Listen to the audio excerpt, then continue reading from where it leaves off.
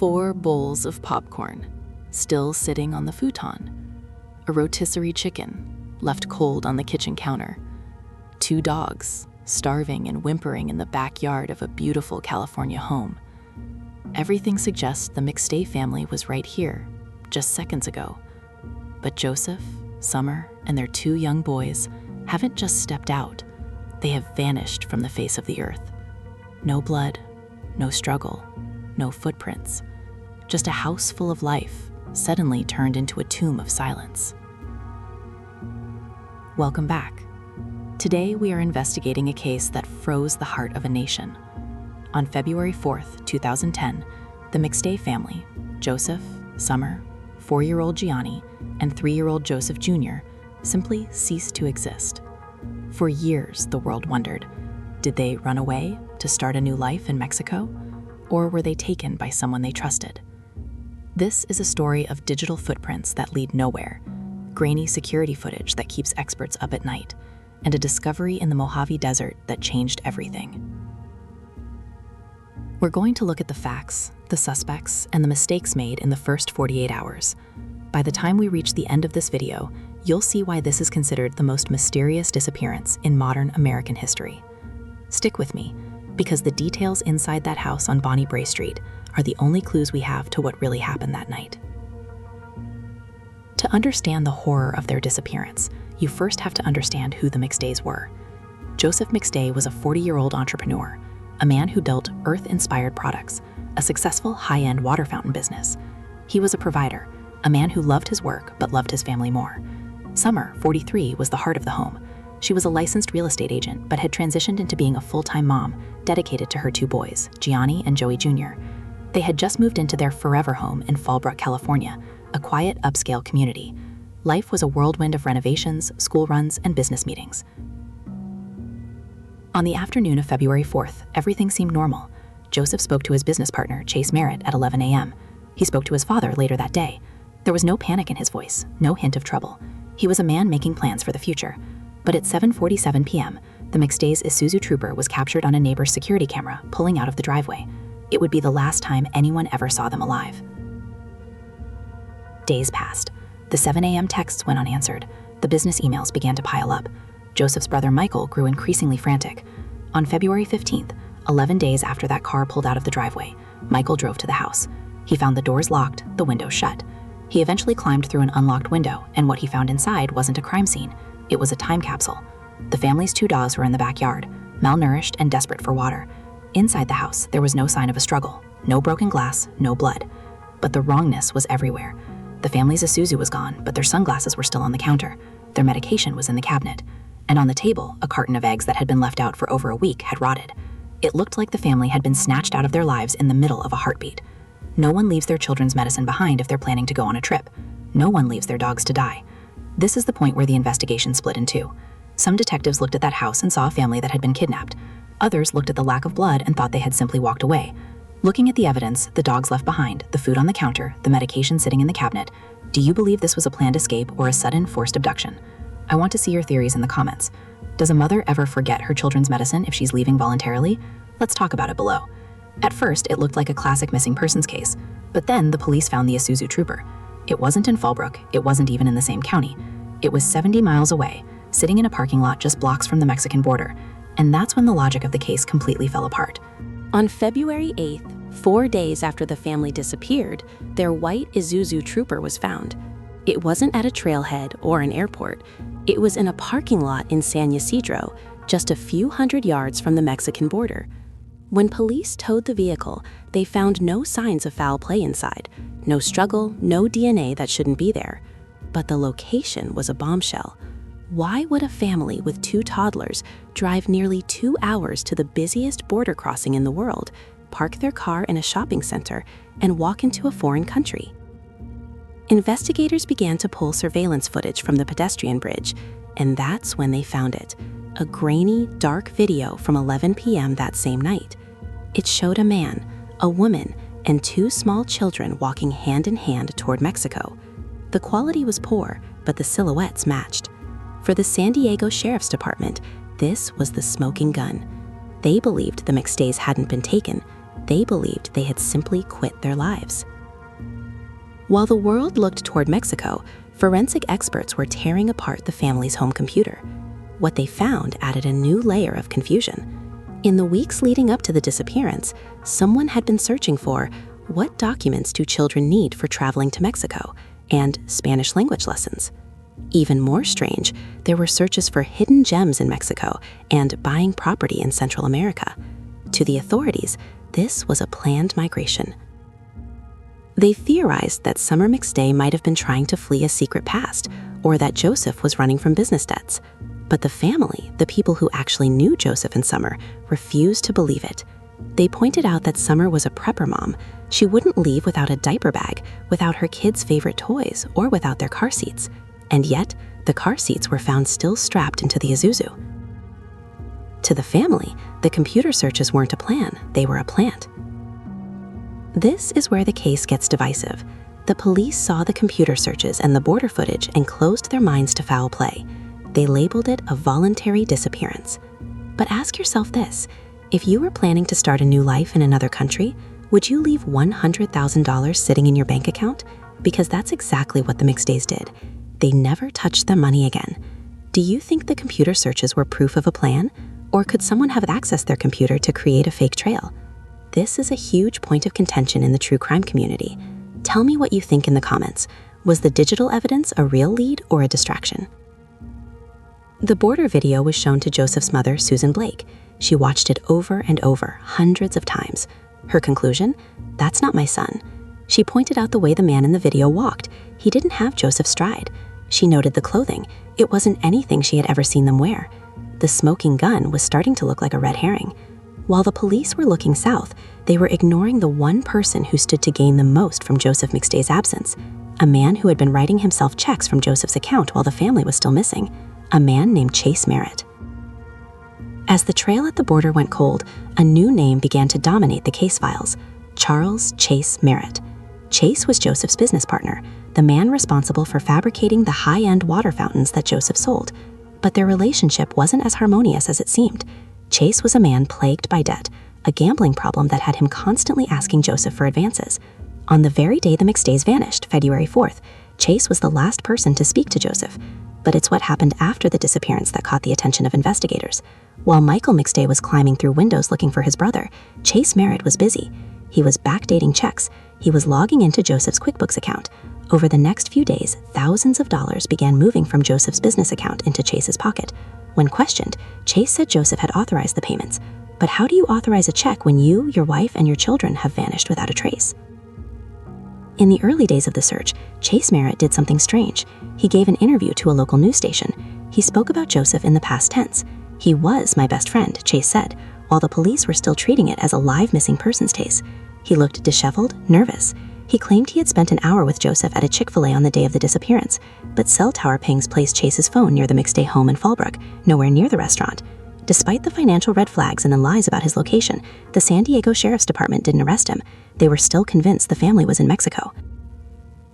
They believed Chase was just a greedy partner taking advantage of a family that had walked away, so Chase stayed free, and the McStay house on Bonnie Bray Street was sold to a new family, their memories scrubbed from the walls. 2010 turned into 2011. 2011 became 2012. The McStay case became a ghost story, a legend of a family that chose to disappear. Every few months, a sighting would be reported in a small Mexican town, but each one turned out to be a dead end. Joseph's father, Patrick McStay, refused to let the case die. He wrote letters to the FBI, to the governor, to anyone who would listen, screaming that his son would never abandon his life. But for 3 years, there was nothing. No bank activity, no phone calls, no sightings. The world had moved on. The lost family was just a footnote in true crime history. Until November 11th, 2013. A motorcycle rider was out in the Mojave Desert, near Victorville, 70 miles north of Fallbrook. He was off-roading when he saw something white and curved protruding from the sand. He thought it was a piece of plastic. He knelt down to pick it up and realized he was looking into the empty eye sockets of a human skull. The discovery in the desert didn't just find the family, it shattered the police's Mexico theory forever. The McStays hadn't walked across the border. They had been in the ground, 70 miles from home the entire time. How did the authorities get it so wrong for 3 years? Was it incompetence, or was the trail left at the border and on the computer just too perfect to ignore? I want to hear your thoughts. If the police hadn't been so focused on the border, could they have found the evidence to arrest the killer earlier? Drop your comments below. This is one of the biggest failures in California investigative history. As the sun set over the Mojave, forensic teams began the grim task of excavating the site. They found 2 shallow graves. In them were the remains of Joseph, Summer, Johnny, and Joey Jr. They found a 3-pound sledgehammer buried with them. The mystery of where they were was over, but the mystery of how they got there and the trial of the man who put them there was just beginning. We go inside the courtroom. We look at the GPS data that placed the killer in the desert, and we finally answer the question, what happens to a man when his perfect crime is unearthed by the shifting sands of time? Hit the bell because you don't want to miss the conclusion of the McStay tragedy. For 3 long, agonizing years, the world looked south toward the chaotic streets of Mexico. The police, the media, and even the public were convinced that Joseph and Summer McStay had simply walked away from their lives, carrying their 2 toddlers into a self-imposed exile. But the truth wasn't in another country. It wasn't across a border.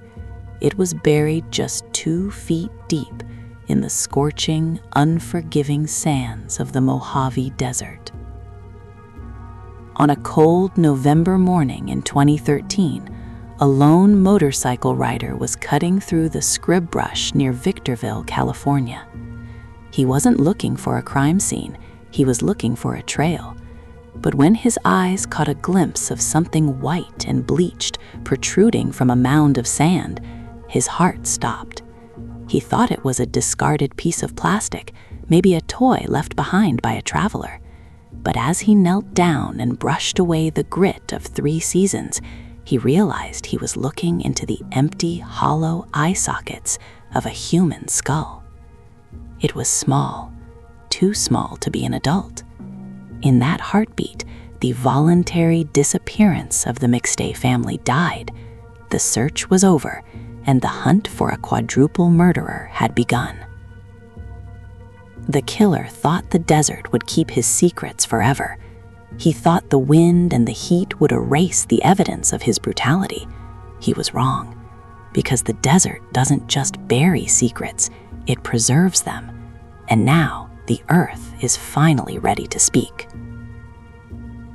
When the 911 call came in, the dispatcher heard the voice of a man who had seen something that would haunt him for a lifetime.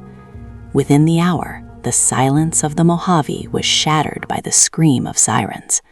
This wasn't just a discovery, it was a forensic nightmare.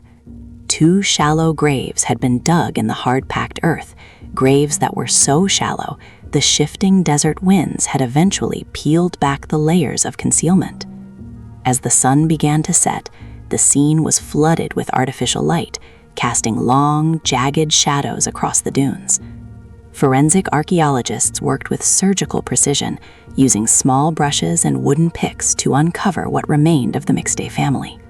First, they found Joseph, then Summer. But the true horror came as they excavated the second grave. There, nestled together, were the remains of 4-year-old Gianni and 3-year-old Joey Jr. They had been tossed into the earth like trash, their small bodies surrounded by a 3-pound sledgehammer, the very tool used to end their lives. The brutality was staggering. This wasn't a crime of convenience, it was a crime of absolute, unmitigated rage.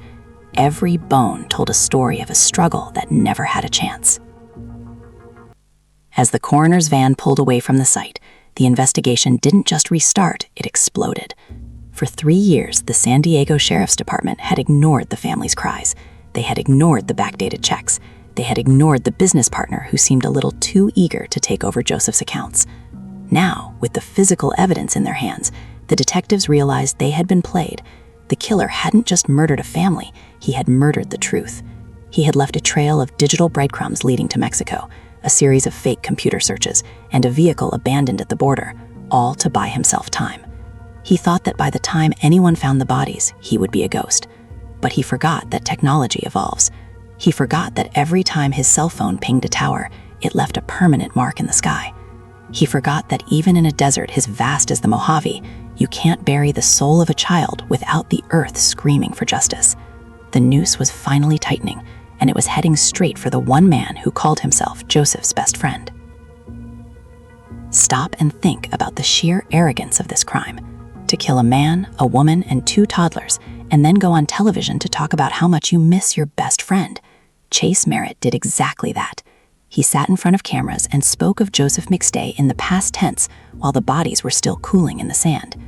Does it make you more angry that the killer was so bold, or that the police were so easily distracted by the fake border trail? I want to hear your raw reaction in the comments.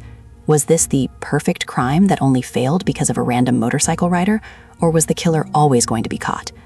Let's talk about the danger of confirmation bias in the comments, because what we find in the trial will leave you speechless. With the bodies recovered, the investigation wasn't just a search for a family anymore, it was a hunt for a ghost. Detectives went back to the Isuzu Trooper, the white SUV that had been sitting in a police impound lot for 3 years. In 2010, forensics hadn't found anything conclusive, but by 2014, DNA technology had undergone a revolution. They weren't looking for blood anymore, they were looking for touch DNA. They focused on the one place a killer has to touch, the steering wheel and the gear shift. And there, buried beneath 3 years of dust, they found it. A profile that didn't belong to Joseph. It didn't belong to Summer. It belonged to Charles Chase Merritt. The man who told police he hadn't seen the car since the family vanished was now biologically tied to the driver's seat. He wasn't just a business partner, he was the driver who delivered that car to the border to create a fake trail. But Chase was arrogant. He thought he could outthink the science. He didn't realize that every time he touched that leather, he was signing his own death warrant. While the DNA placed Chase in the car, it was the sky that placed him at the gravesite. Investigators obtained Chase's historical cell phone records from February 2010.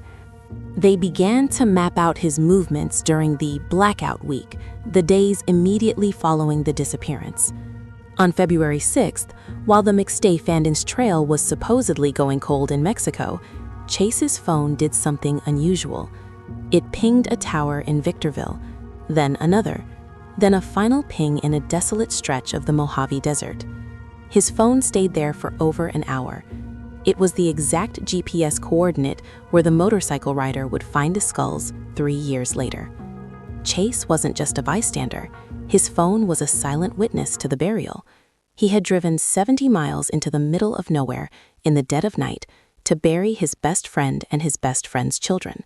He thought the desert was a dead zone. He didn't know that every ping was a digital heartbeat, marking the exact moment he tried to hide his sins. I want you to sit with that for a second.